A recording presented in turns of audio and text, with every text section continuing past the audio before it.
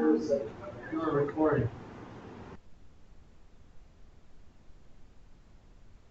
Let's see if I do something. If you get it. There's no microphone on that computer, right?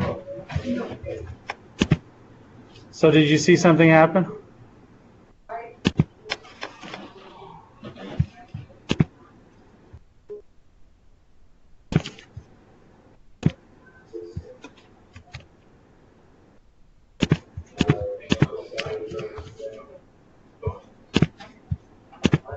Okay, well, we're just going to have to go on and hopefully it records because we're almost 20 minutes into class now. I don't know why it's doing that.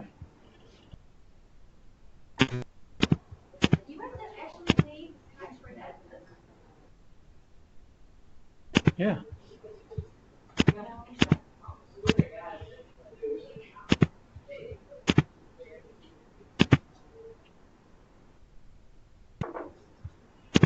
Mine just keeps saying error.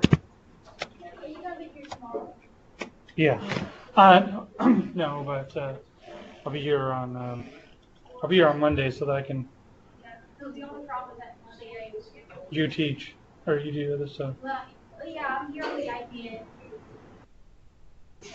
I think an answer and stuff like that, but I'm not gonna be able to talk like when I'm here. Right. Like to outside until kind of go there. Okay. All right, we're gonna start up class. I still trying to figure out how to record these lectures. I don't know. Do you still not see anything there? I see that. Okay, so now it looks like it might be recording, but it definitely, when I try to record to my machine, I always get an error. And so today, the idea was to try through Elida's machine. So hopefully that works. All right. So I'm going to go to the lecture.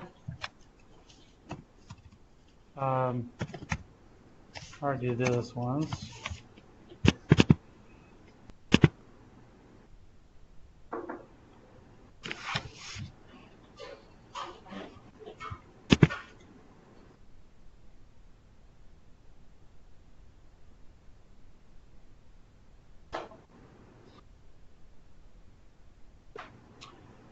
I'm going to download the lecture as well as the lab materials. I've been trying to stay a week ahead, but you'll notice that I didn't this week. I need to get next week's lectures. I mean, it's basically a new one, newer one for me, trying to update it, and so I'll get it up as quickly as I can.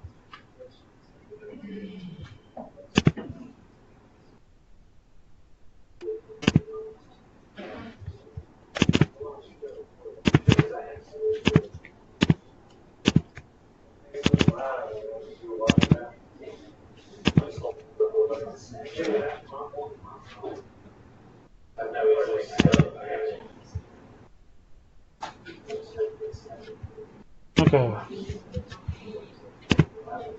There's not a whole lot of slides, but I'll be doing some demos like I usually do in the labs.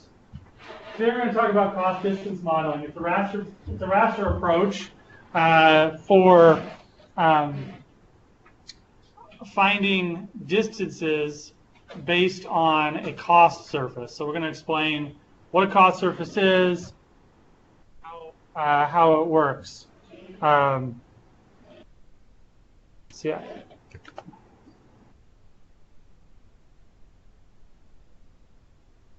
Yeah. So it's definitely still not recording on my machine. So hopefully this is working on Elida's machine. You see, is it showing this? No. It's delayed. Oh, it's delayed. If it's delayed, that's not a big deal. So just kind of leave it alone.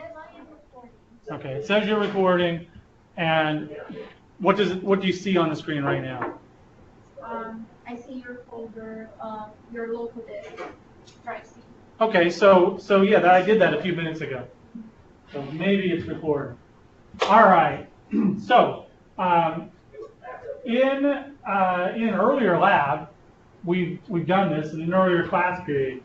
We found distances using straight line distance. The straight line distance tool is referred to as the Euclidean distance tool in ArcGIS. But how does it work? Well, you give it a source, which can be, in ArcGIS, it can be a feature data set, or it can be a raster data set, kind of like the zonal tool. There's that option, okay? And your source, does it have to be a single location? When we did this, remember with the Ty-Dixon watershed data? Is there an answer down on the coast? It does not have to be 1 point. No, it does not have to be 1 point. Your source can be multiple points. In fact, it can even be a polygon. By definition, any area within that polygon gets what value? In the output raster, the Euclidean distance raster. What value does any cell that falls within that polygon? If this source was a polygon that looked like this, what's the value of any of the cells inside? What's that? The output value, what is the output value? What are all these shades of orange representing? Distance, right. So every cell has the value of the distance back to the source. So, yes, inside the polygon, if there was a polygon, those would all have values of 0. Okay? So the result is a distance grid which contains a straight line distance, the Euclidean distance. The reason why we would say Euclidean distance is because the way you find x here is that you know how many cells over and how many cells up, and you can do basically the computer uses the Pythagorean theorem to figure out this distance. We covered that a bit. So the distance to the diagonal cell immediately adjacent to a source cell would be a little bit longer than the distance to any of these cells on a crosshair. Any of these cells, this one would have. If this distance was 1, this would be 1 times the square root of 2, or 1 plus the square root of 2. All right, so no, 1 times the square root of 2. I was right the first time. Okay, so this shows that the source, anything that's within the source has a value of 0. So this would be the source right here. So the distance to this cell here is the square root of 2, because 1 times the square root of 2 is the square root of 2. All right, the distance to here is the square root of 5, because 1, 2, and then the square root of 2 here, you get that value, and so on. Okay. All right. So the reason that we reviewed that is that cost distance is actually an extension of finding straight line distance. So straight line distance is cost distance with only one factor considered. And that factor is the distance, the time it takes. Some people would say as the crow flies, the straight line distance. So cost distance is different because costs are added to the equation. So what we're going to do is learn about that and then look at an example from a project that we did back when I was in graduate school that used this cost distance modeling. All right. So the goal of cost distance modeling is to produce a GIS layer depicting the minimum costs of reaching cells in a layer from one or more source cells. So you still have a source involved, and that source can still be multiple locations, but it's still a source. So in the end, when you create your cost distance surface, it's only applicable traveling back to those sources that you've specified. If you get new sources, then you would need new, you needed to create a new cost distance surface. So some people get confused and don't realize that once you've created that cost distance grid, it's only valid as the cost distance back to the sources. All right. Now, before you create that final output, you'll need to create a friction or initial cost surface. This one isn't dependent on the source. The friction or the cost surface grid is, we'll talk about this in a second, but it's the cost of traversing that cell. The cost to go through that cell, whatever that cost is. Can you explain what you mean by cost one more time? Yeah. In fact, there'll be slides that talk about that. But what is cost? He just asked, what do I mean by cost? What's one way to represent cost? Probably the most common way is money, right? Right, costs. But costs could be represented by elevation. If elevation, well, let me back up a second. Another really good way to represent costs is time. The time to traverse a cell. And so the time to traverse a cell may be influenced by other factors, and that's probably where she threw in elevation. Elevation would be good. In fact, sometimes people use slope, which is a elevation derivative. Okay, so yes, so the cost has to be some agreed upon unit, but it could be dollars. Dollars and time are the really big ones. But you could really express cost any way that you wanted to express it. And especially with time, and even with dollars, oftentimes building that cost surface requires combining other layers. And we'll see that in the example that I have to show at the end. But let's say we wanted to have one that was time. Okay, obviously, slope is going to affect how quickly we can travel through a particular area. If the slope is really steep, it might take longer. We might have to take more. If we're walking, we might have to take more breaks, or it might just take us longer than if we are if we're driving a car. Slope might not have as much of an impact. Yeah. Anyway, go ahead. Is it like a variable for a computer program, cost of elevation or cost of time? Well, what you have to do is break down the cost by cell.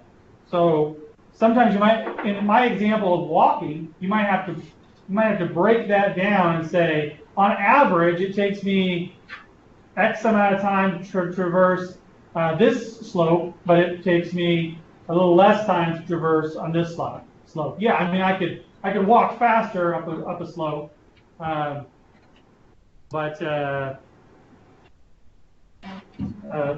it's an average value. Yeah.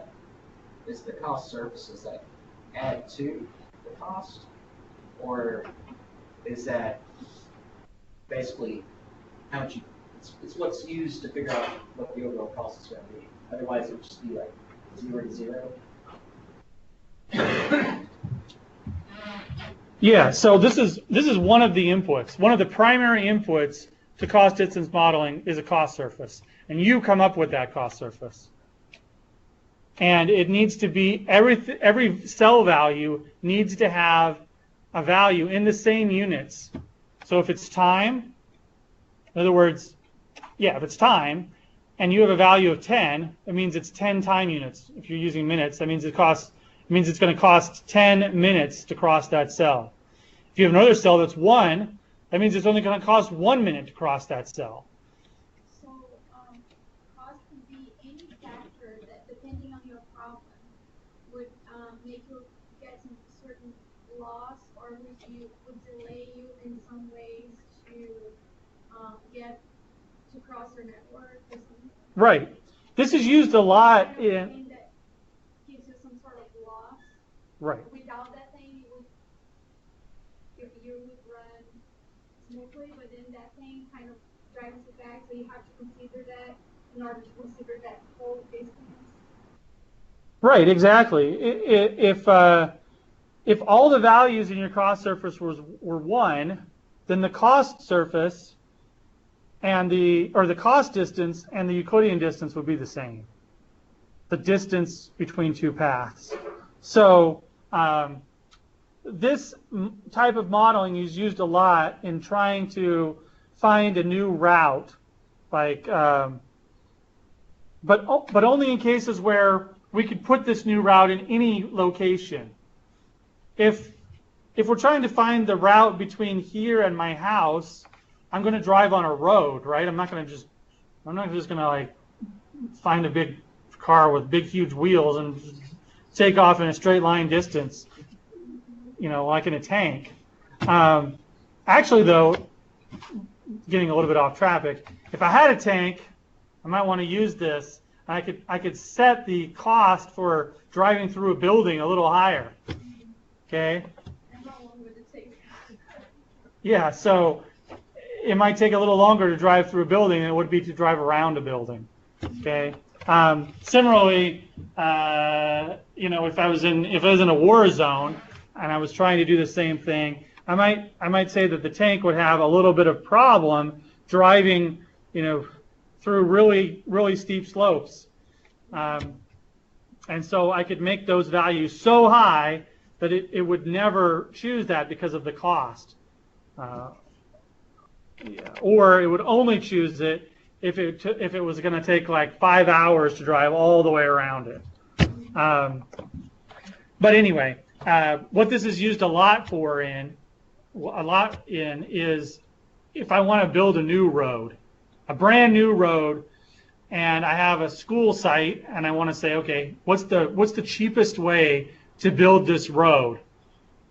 Okay, and cheapest gives you the idea that this is a cost problem. And so every single piece of land, what would be some of the costs associated with building a new road? There's some that are constant, right? I mean, Money. What's that? Money. Well, money, okay, but I'm talking about if I wanted to actually spend money to buy a new road, and I divided the world up into rasters, into little grid cells. The cost of,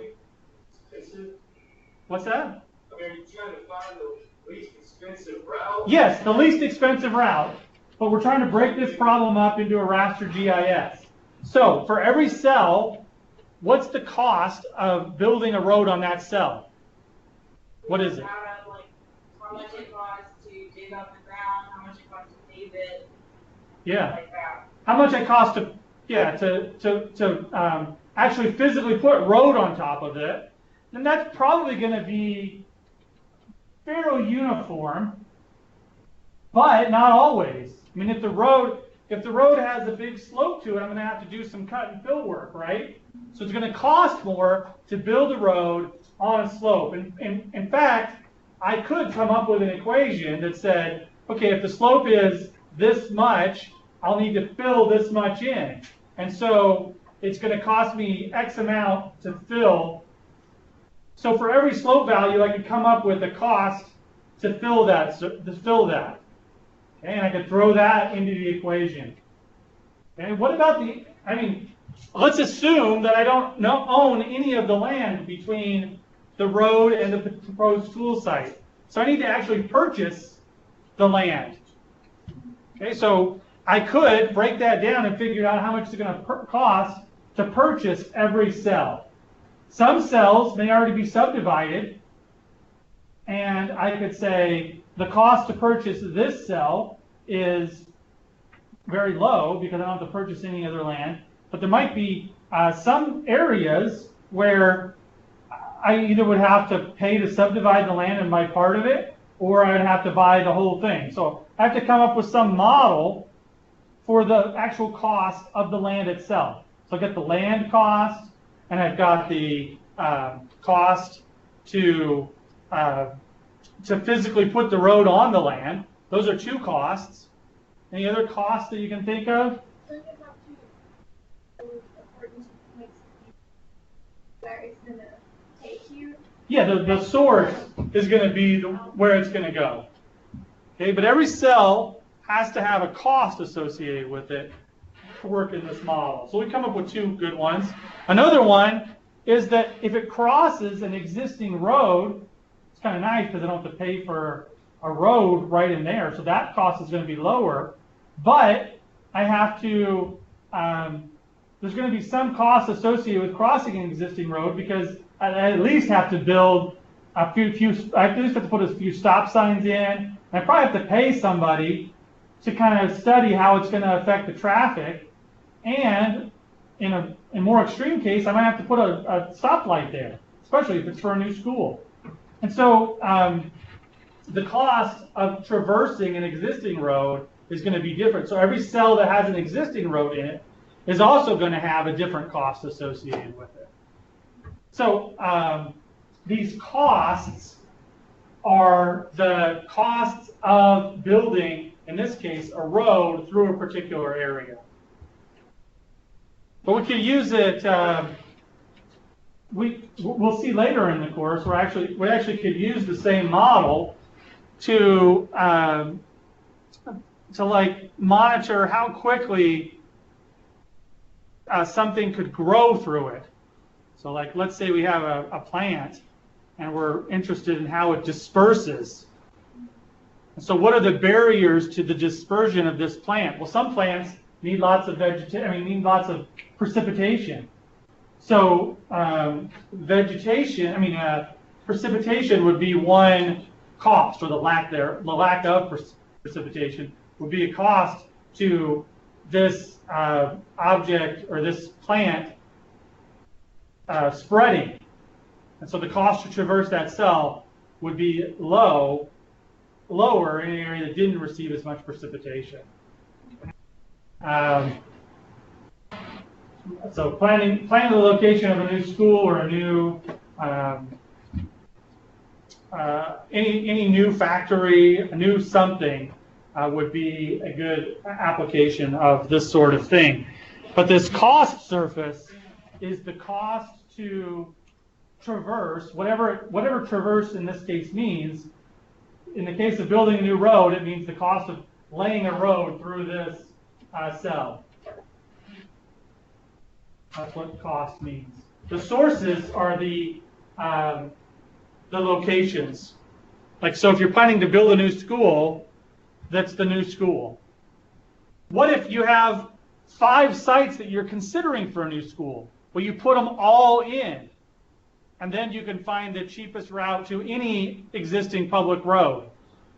Or if you're having 5 new factories that you want to put in, 5 potential new factories, which factory location will give me the fastest, if I have to build a new road to it, which one will give me the fastest new road?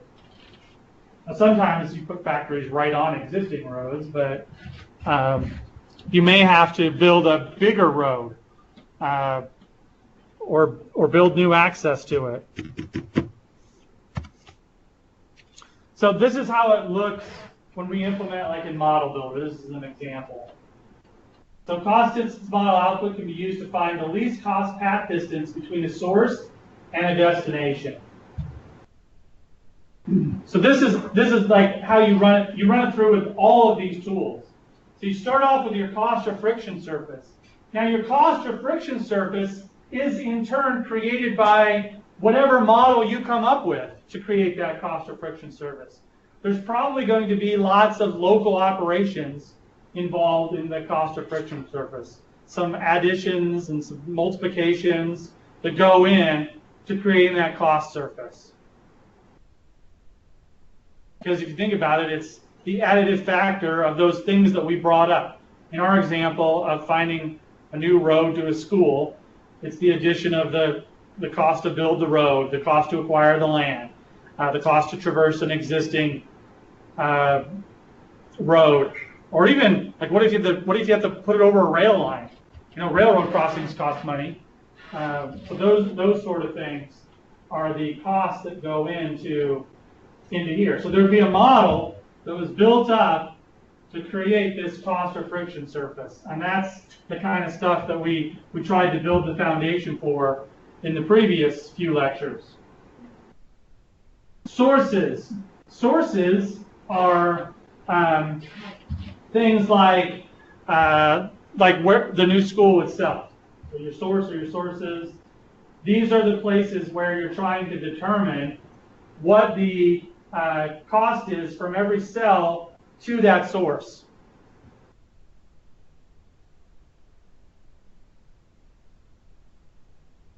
All right, so in our example, if we did the sources, they would be the schools themselves. Okay, your cost distance algorithm is just called cost distance, creates two different surfaces. One's called cost distance and one's called cost direction. And then, just like Euclidean distance, what this tells you, for every single cell, it tells you the cost to get back to the original surface. The original source. Cost to get back to the source. You've also got your cost direction. Cost direction gives you the direction that the least cost path back to the source takes, because it's not always a straight line. In fact, it almost never is a straight line. So your cost direction just gives you a value. Do I go north? Since we're talking about a raster, it's which of the 8 neighboring cells it has to go through. So you can manually follow it back with that information. We'll look at that in a second. Then, to finish answering this question, you need to feed it some destinations. Can anybody see what the destinations might be in this example this scenario we just walked through? The sources, remember, were the schools, the school sites, the potential school sites. What are the destinations? What's that?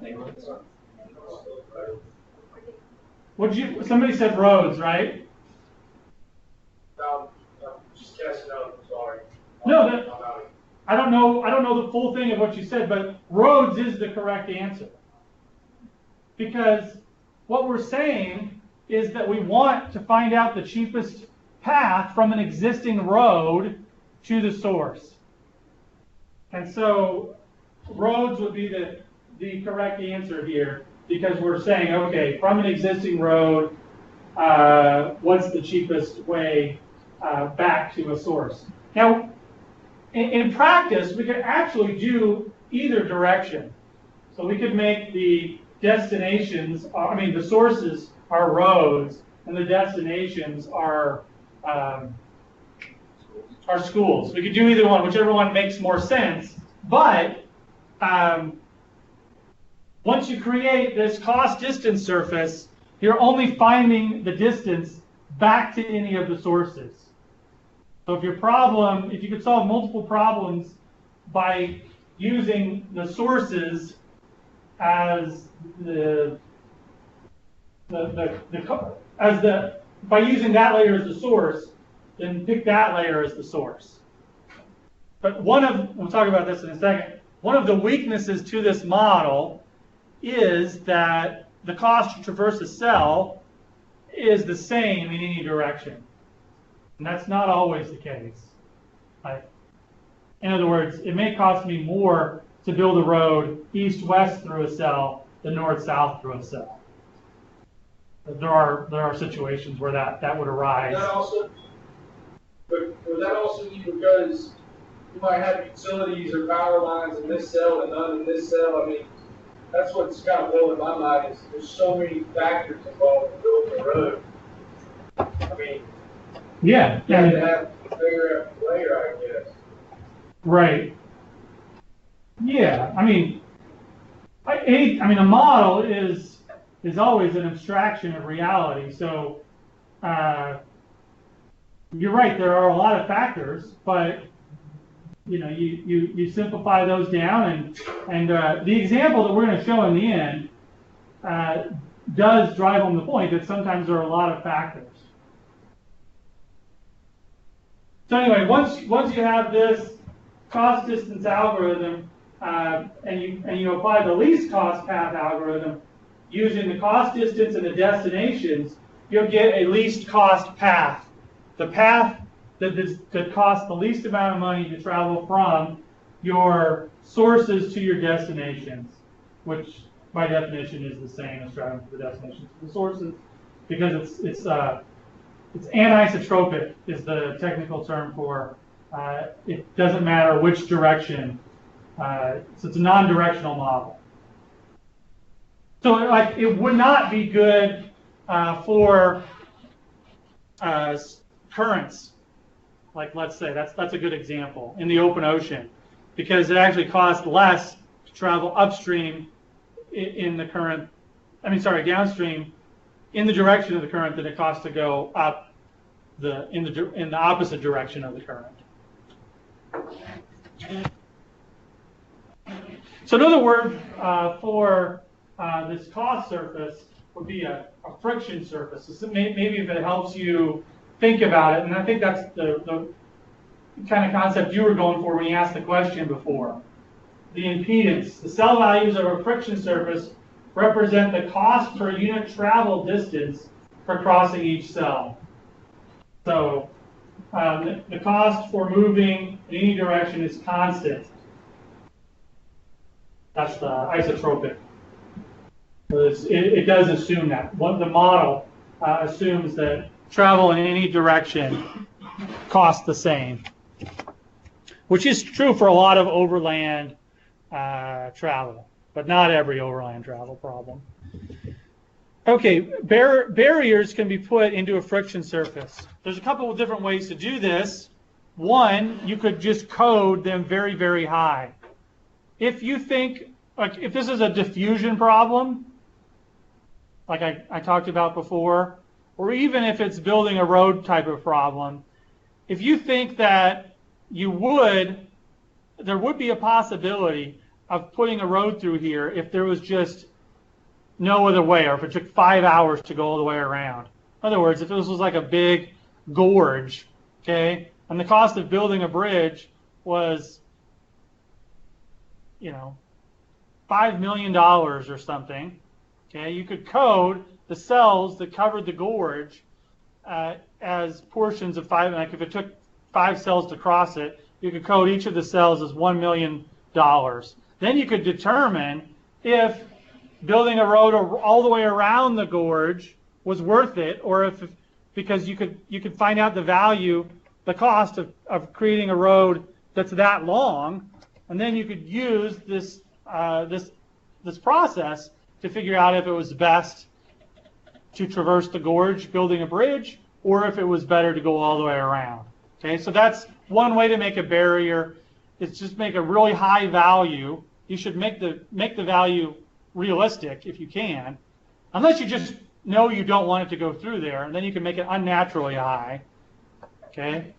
The other way to make it so that it's not even a permeable, it's a non-permeable barrier, is to code it no data. If you code something no data, it will never attempt to go through that cell. It's an impermeable barrier. So if you code it very, very high, it's a permeable barrier. Eventually, it's going to report back what the cost is.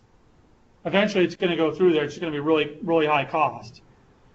Or if you code it no data, it's impermeable. It will never cross that cell. Okay, so here's the slide that actually goes through a lot of what we've been discussing over the last little while, and this is that we often have multiple cost factors. Some examples that we've already talked about: slope, land cost. We talked about the cost of actually building things. In any case, this friction surface or this cost surface is going to be the addition of factors type of problem that we talked about last week to produce a single friction surface. So if we have the cost associated with this, cost associated with that, cost associated with this, we add them all up. We just have to keep the costs on the same scale.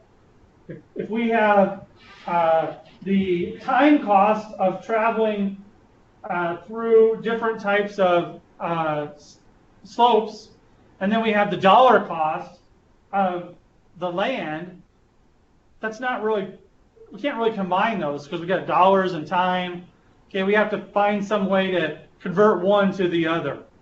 How much does it cost to cut and fill? Not how much time. We could include, like, if it's going to cost more time to actually cut and fill an area, that means we have to pay people longer. We can include that as a dollar cost. But we have to normalize the costs so that for every factor, the costs are the same, whether they're dollars, their time, whatever they are. They need to be on the same scale.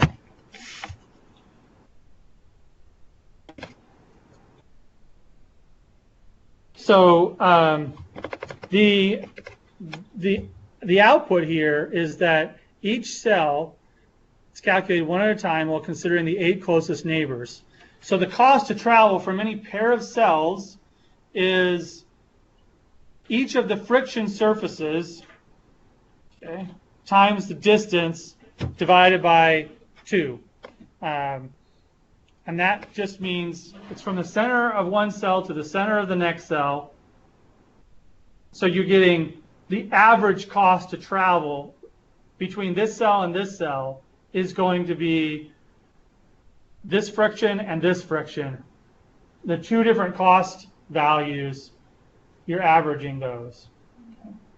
So the way the computer is figuring this out is some people, let's go back to this cell right here.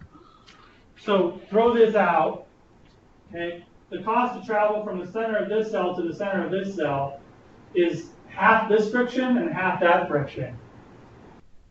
In other words, that formula is just saying that the cost to travel from this cell to this cell isn't this value or this value, it's half of this value and half of that value. The math there isn't meant to be confusing, I'm just breaking it down.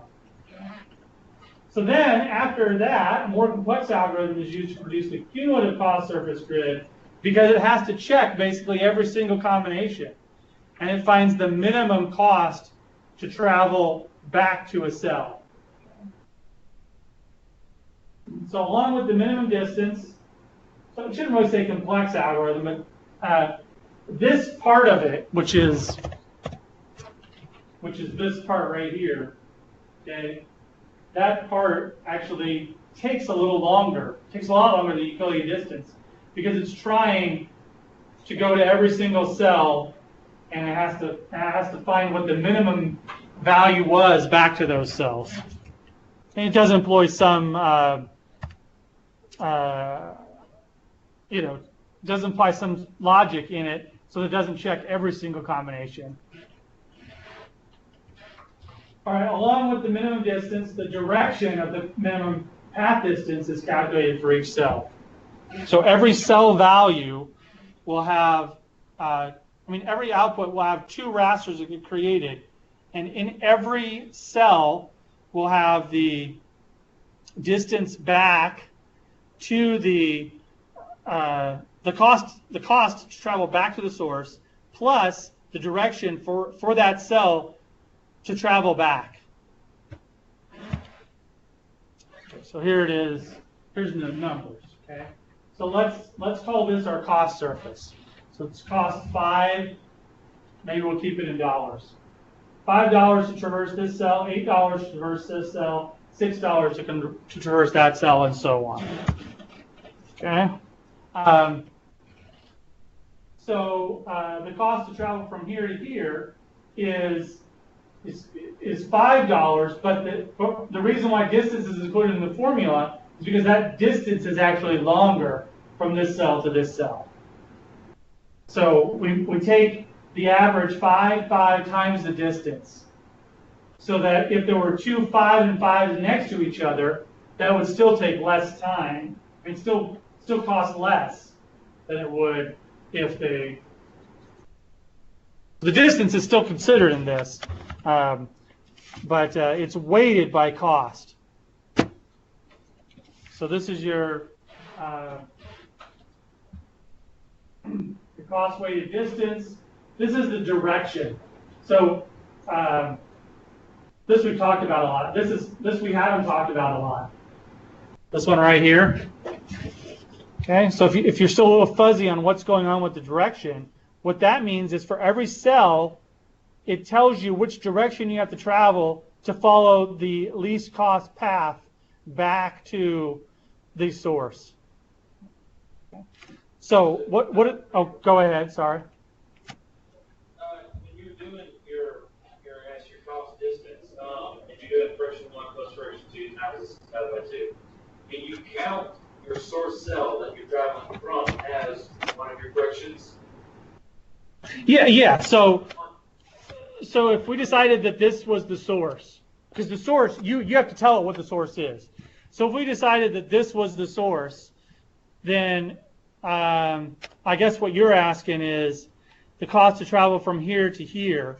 Yeah, because you're saying, would it be half of 5 and half of 2 added together plus the distance? That's what you're asking, right?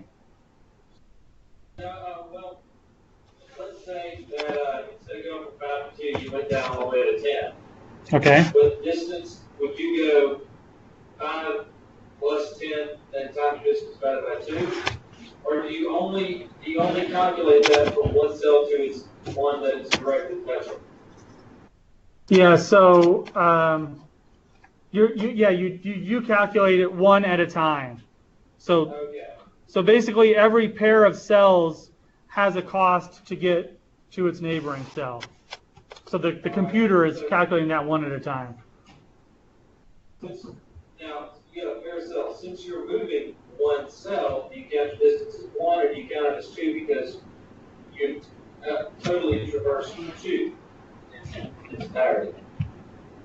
From the center of this cell to the center of this cell is this cell size. So it's if it was 1, it would be, if the cell size is 1, it would be 1. Okay, I get what you're saying. If it's 10, it would be 10. So it's considered cell center to cell center. Gotcha. Yep. Now I thought you were asking the final, like let's say this was the final cell that we needed to get into. I'm pretty sure that it still includes this cost to get into the center of the cell. So traveling from here to here would be half of 2 and half of 5 times the distance, which would be 1 in the case we've been talking about. Okay. So this direction is the least cost path. So here, a 4 means that the least cost path follows a southwestern direction. A 3 means that the least cost path follows a southern, it goes south. 5 means that it goes west. 7 means that it goes north. So we'll create this here in a bit. In fact, yeah, I can just show that part. Still in there. Is that showing the lecture yet on there? Just to be curious. Oh, awesome. So it might be working. I'm gonna.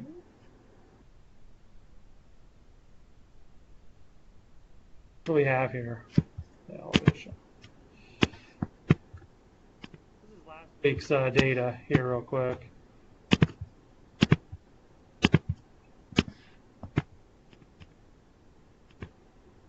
So I've got just the elevation data set here, and I'm going to what I'm going to do here is take just this area of the world was devastated. I saw a helicopter fly over Big Pine Key. Anyway, so I'm going to use the slope tool, which we'll talk about a little bit more next week, but it's under surface and slope. And I'm going to calculate the slope. I'm going to get really small slopes in this area.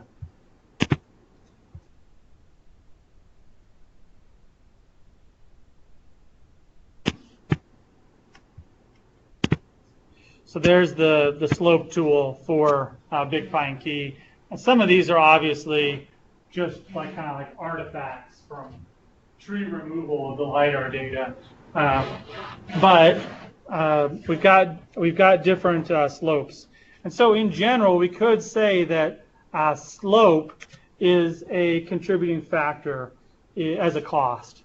So we're just going to do, just for an exercise here, we're going to call slope the cost. In other words, if the slope is very low, the cost is going to be very low. If slope is very high, the cost is going to be high. Okay? All right. So doing this, this least cost path modeling here is under distance and under cost distance. So remember what our inputs were. We need some source data and we need some cost raster data. Well, the cost data is going to be the slope, but we don't really have a feature source data yet. So we need to make one. We'll make one catalog.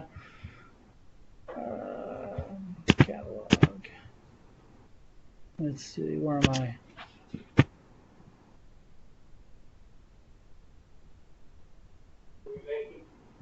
I'm making a new feature data set or a new feature class.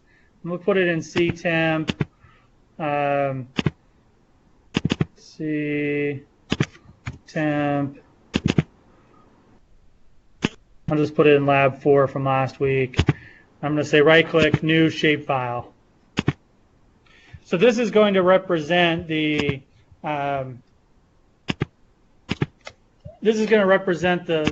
the location of a source. So in our case, it might be the new school or whatnot.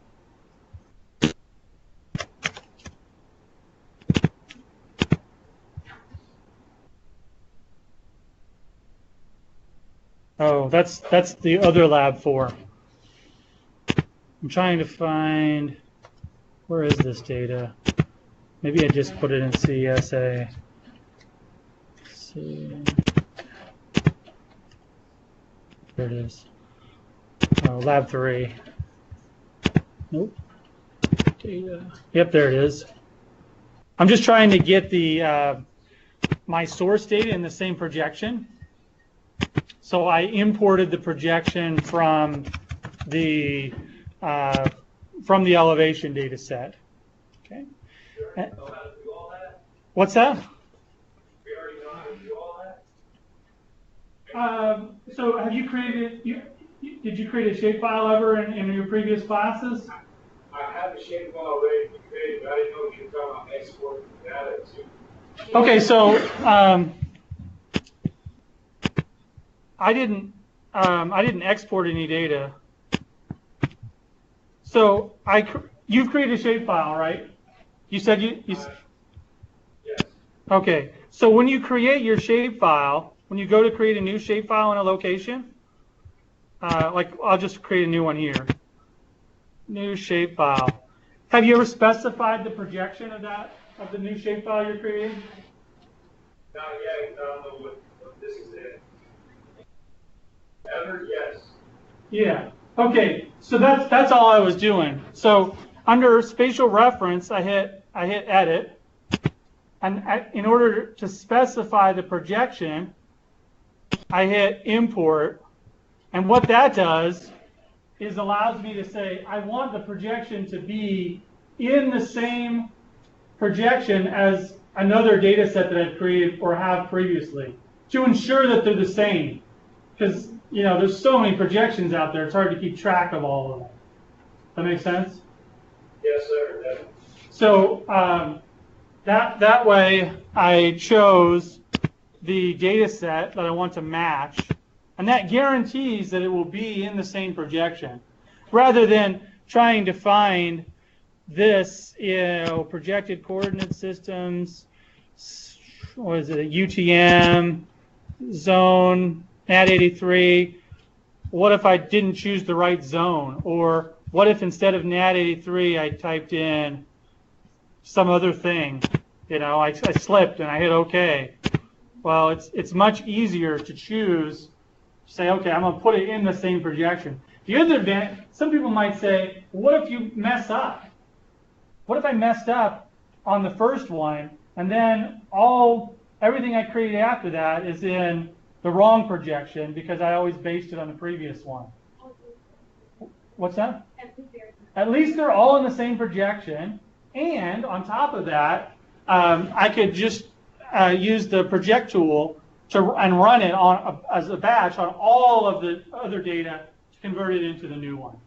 So I almost always, if I'm creating a new shapefile and it's not like the first thing I'm creating for a project, I almost always use the import rather than choosing the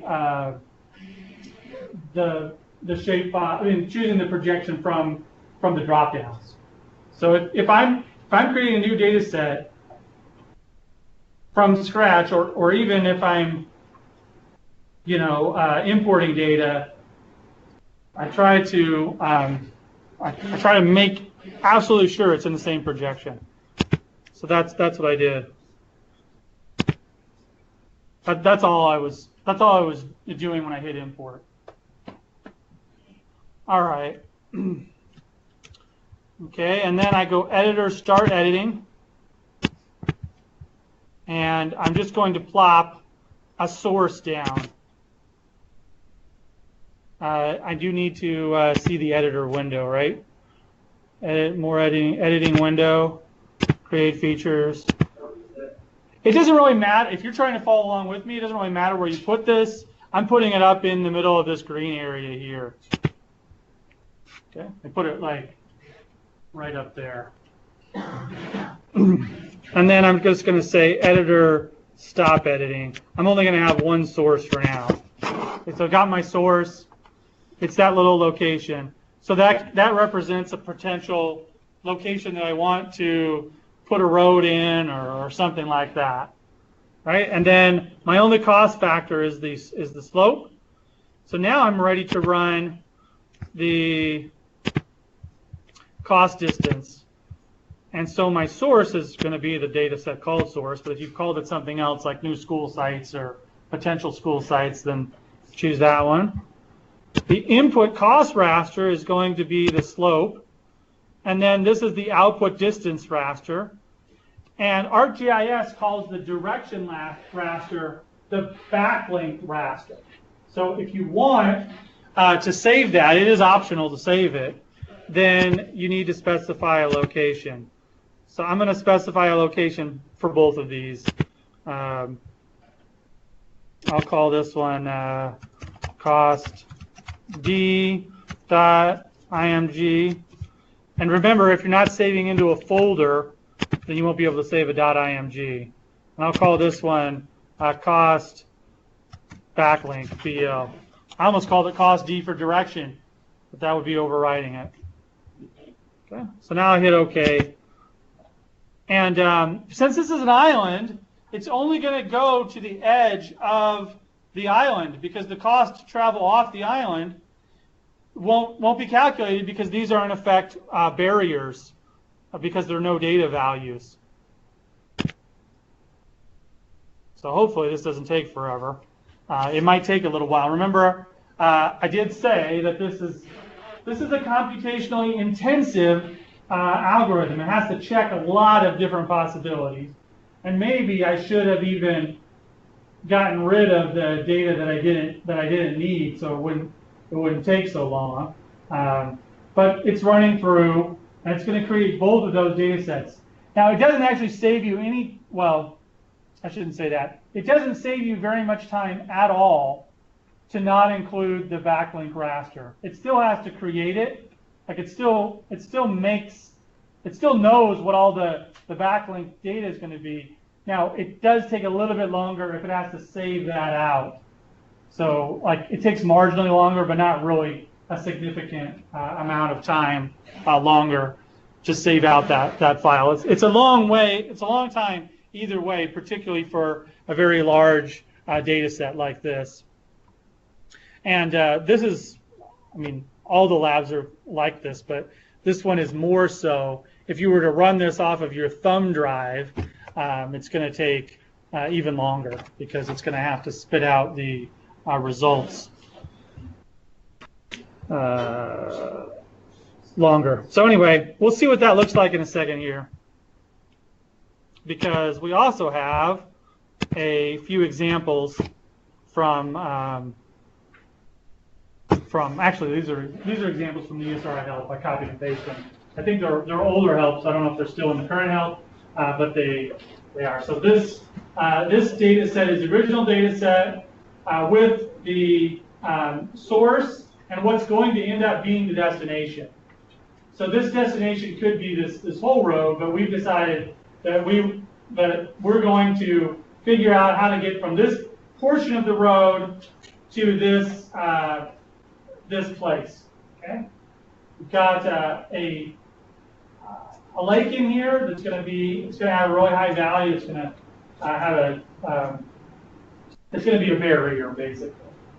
So anyway, the first step is to take the cost surface, which actually isn't shown, and then use the source value here. And this shows the cost associated with traveling to all the cells. And you'll notice that it looks kind of like, as we go out from this direction, it does look kind of like it's related to regular distance, right? It costs more to get out here than it does to be close. That makes sense. But all this jaggedness that's created, okay, it actually costs more to get right back. See, is that that's on the screen? Yeah. It costs more to get back behind this lake than it does to get right to this location. Why? Well, because it costs a lot to get through the lake, and so the fastest path is to actually go up here and around. That's why that costs less to get right there than it does to get right there, because it's taking a long time because it can't go across this lake. It's got to go. And that's another reason why this arm of the lake makes the cost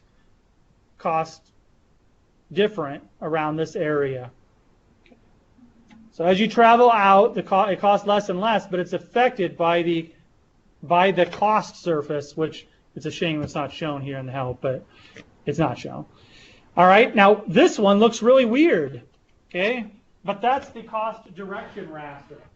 In other words, what it's telling you is that for the cells that are colored green here, it means that the fastest direction is actually to the southeast.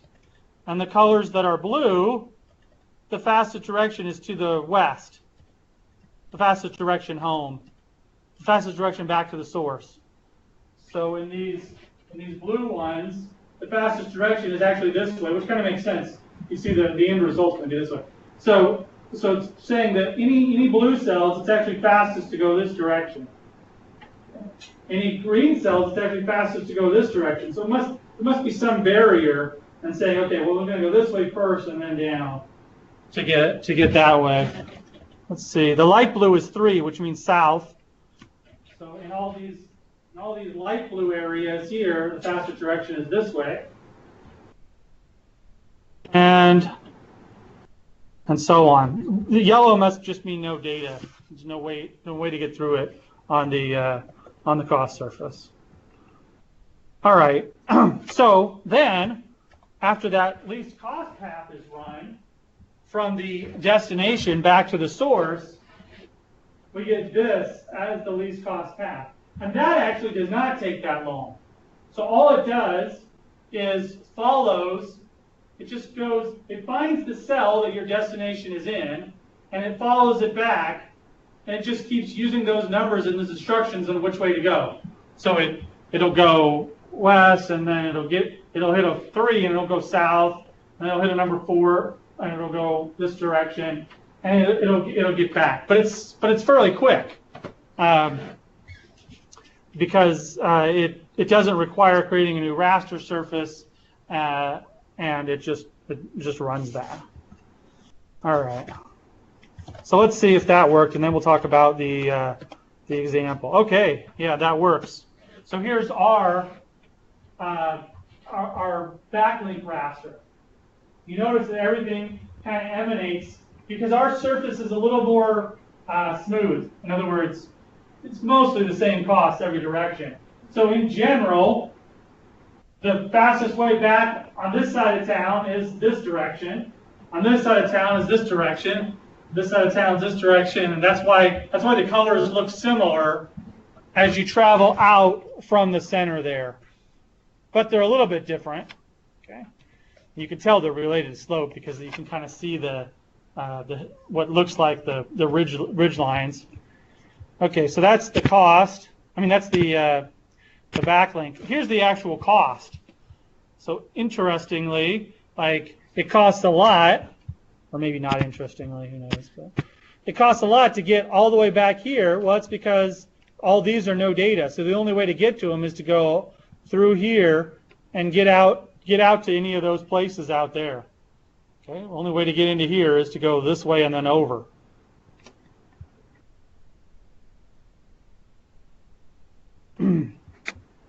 And none of the islands are there's no cost surface on any of the islands because there's no way to get there. It's not that the cost is too high, it's just not even possible. And the longest cost is right here. So what we can do is actually use the information button here to figure out what the total accumulated cost is. So if we ever have to ask the question, how much does it cost to build a road to that location from our current location, assuming that there aren't already roads there, but that's the problem we're trying to solve. It's 131,414. That's the total cost. That's the accumulated cost to get there. Now, to answer how we get there, we have to run that other tool.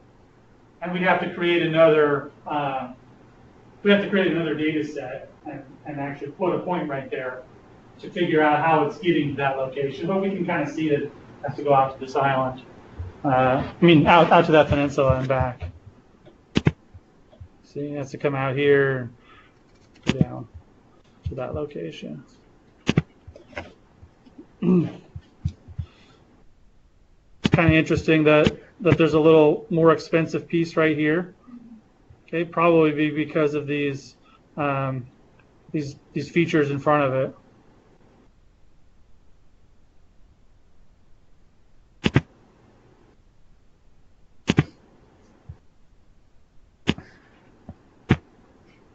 All right, so let's get into to this example real quick, and it's going to be similar to what we were talking about, but in this case, it's not a railroad. It's actually it's not a road. It's actually a railroad. So here's the kind of problem statement. Railroads actually, and they continue to be in kind of a resurgence.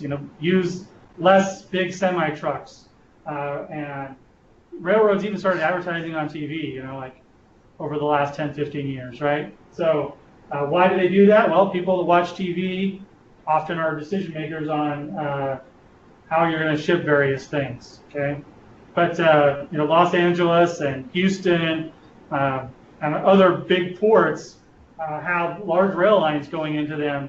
That if you drive from LA to Houston on Interstate 10, I mean, there would be a train passing every half hour, it seems like, loaded with who knows what. I mean, sometimes it's cars, sometimes it's other things, but they got a lot of stuff. And you know, we've only built one canal traversing the Americas, but there are lots of alternatives, you know, to getting things across, and rail is one of those ways.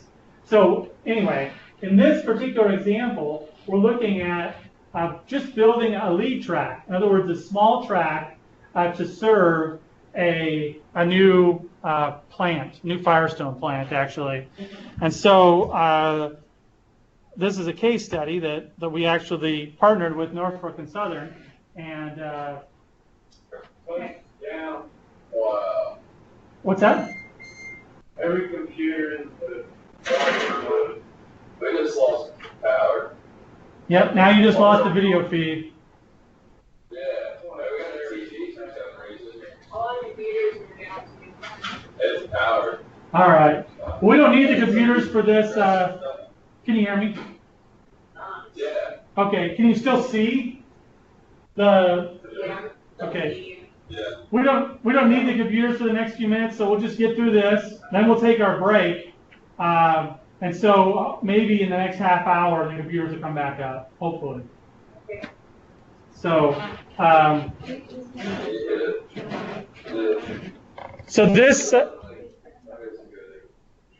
they've had a lot of audio, I mean, they've had a lot of electricity and internet problems down there this semester, it seems like. They're trimming trees and they hit one of the power poles. And Yeah. then, like last week, we just lost internet throughout the campus, and AT&T had to fix it. Yeah.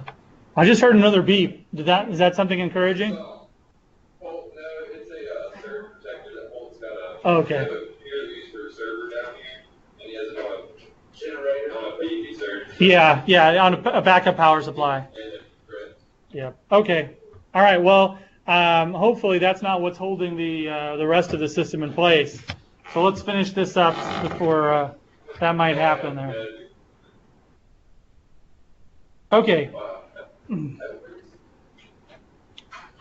you share your PowerPoint screen as the primary, if that makes sense, like swap, so that you're sharing your PowerPoint screen on the monitor that we can see you on? Yeah.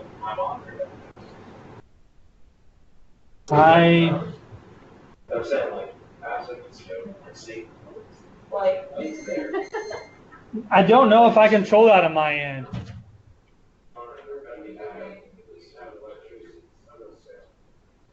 Do you know, Elodie, if, because all I see when I choose,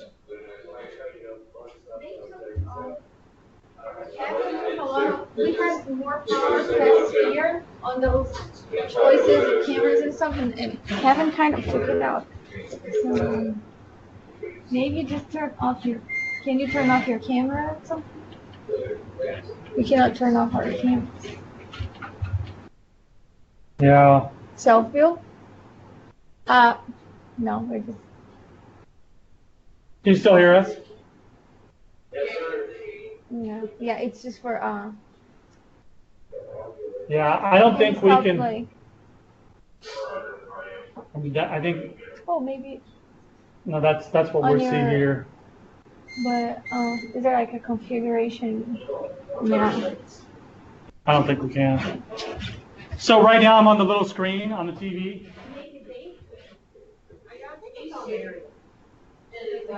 Tell them to I think look it- at your self-view.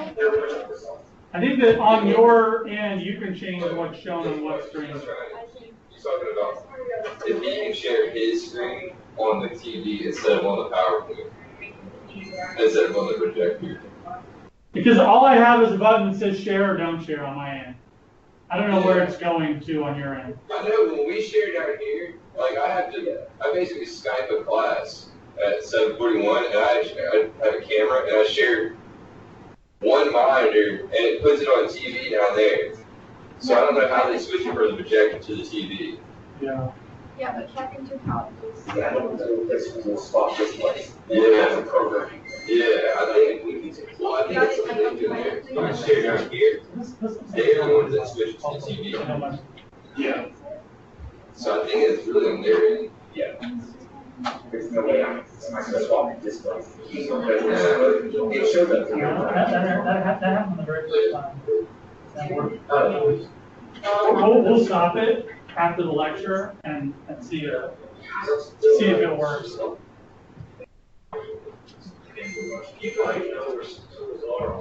Some good news is it looks like this is recording. I'm not positive, but it looks like it is recording on Elida's desktop. But we'll just get through this example, and then we'll take a break, and hopefully some of these problems will work out.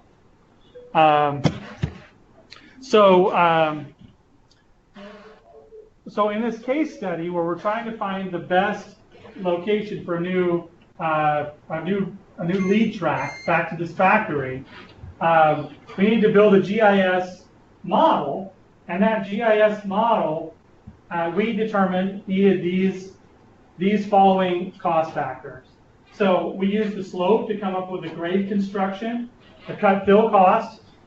It does cost money to cross a railroad. For a railroad crossing a road. So anytime that there was, every cell that had a road in it already had to have a road crossing associated with it. And that cost actually was, at the time, it's still in the hundreds of thousands of dollars to build a road across. To build a rail line across a road. Stream crossings cost even more. You had to build trestle. And then finally, just the track cost, which was fairly constant, but we did consider that you needed more track in some areas. Okay, so this is kind of like a breakdown of the model here. First off, we started with our digital elevation model, and the digital elevation model was used to figure out how much material either needed to be cut or filled based on the slope. So we have our cut material costs, our fill material costs, and then the road crossing model. So everywhere where there was a road in a cell, there was a cost associated with it, and it was actually depending on the width of the road. If the road was a big road, it cost more than if it was a small road to cross. Okay. We use the hydrography model to build a stream crossing model. It costs more to build a stream because you had to build a trestle across it. And then finally, the cost of building rail, which for the most part I said was constant. Okay. Then we added all these costs up. So every grid cell, and this is just an addition of factors. So you could do that in ArcGIS. You just take all the costs, you add them all up, your total cost per grid cell area, and then you use the least cost path algorithm to come up with a least cost route. So here is a visualization of what went on. Here's the initial LiDAR data. Okay, and this was processed because this was just like in our area, filled with pine trees. So this was processed to remove that and create a bare earth digital elevation model. So here is the costs, and we actually are displaying the costs here. The higher values are the higher costs. So you can see in areas that used to have, mountains. Well, not mountains. These are just hills. This is in the Piedmont area of the southeast. So it's a little more hilly than here, but not much. And so we've got hills and valleys. You can see that those areas cost more. Okay? They cost more, those areas, than the surrounding areas. Plus, it costs more to cross a road. That's what this is. These look like spikes, but that's because they're cells. So really, there's kind of like a wall of cost associated with this road being here. And then these areas right here are the stream crossing costs. See how it costs more to travel through the stream? Okay, and then finally, the green line is the least cost path to travel from this new Firestone plant to the rail. So we showed this to the Norfolk Southern guys, and this is another visualization of the path that we came up with. And then they showed us the path that they would come up with. That's the this green line, the Norfolk and Southern. I don't know why we changed the color, because it was green before, but this was our path. The one that was green before is now purple, and the other one is green, and they are a little different. We did pretty well in going the same general direction, but one of the things that they said was that our path was basically too squiggly. So we need to have a squiggly penalty, okay? I'm not sure exactly how I would implement that, but they said that it was great for kind of citing where the general direction of the path. So we need to come up with a little bit of refinement. Now, programmatically, I think I could write a program that would take the squiggles out, because basically it would say any diagonal direction, the cost would be double penalized rather than just being a little more expensive to travel in a diagonal. But in fact, you probably could just square the distance costs, and you might be able to remove some of the squiggles. Anyway, there's a few ways to experiment with it, but this was pretty close. So this was enough to get them to use this as one of the processes.